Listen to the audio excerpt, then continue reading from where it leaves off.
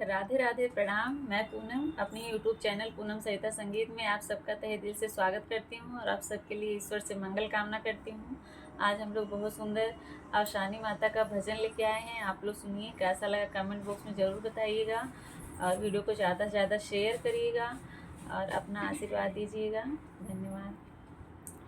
कहवा से आवेली ग्वालिन त कहवा से मालिनी हो बहिनी, कहवा से आवे सब सुहागिन अवसानी माई के पूजई हो बहिनी, कहवा से आवे सब सुहागिन अवसानी माई के पूजई हो।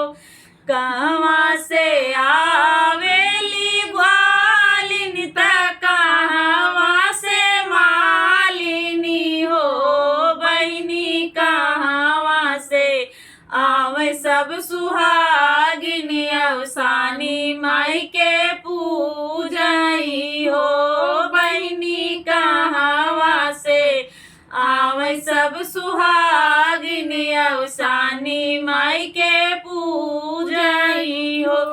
पूरब से आवेली ग्वालिन त पश्चिम से मालिनी हो बहिनी, गौआ से आवे सब सुहागिन अवसानी माई के पूजई हो बहिनी, गौआ से आवे सब सुहागिन अवसानी माई के पूजई हो।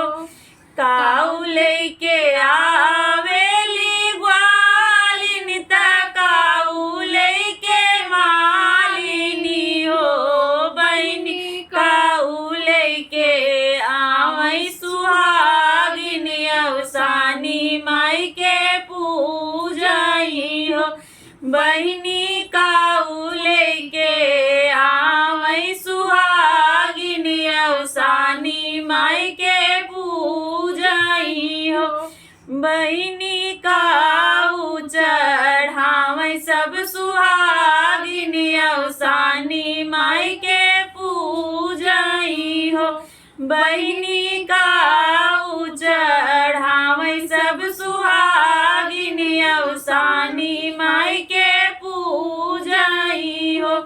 दूध लेके आवेली ग्वालिन त फूल लेके मालिनी हो बहिनी, भोगवा लगावे सब सुहागिन अवसानी माई के पूजई हो बहिनी,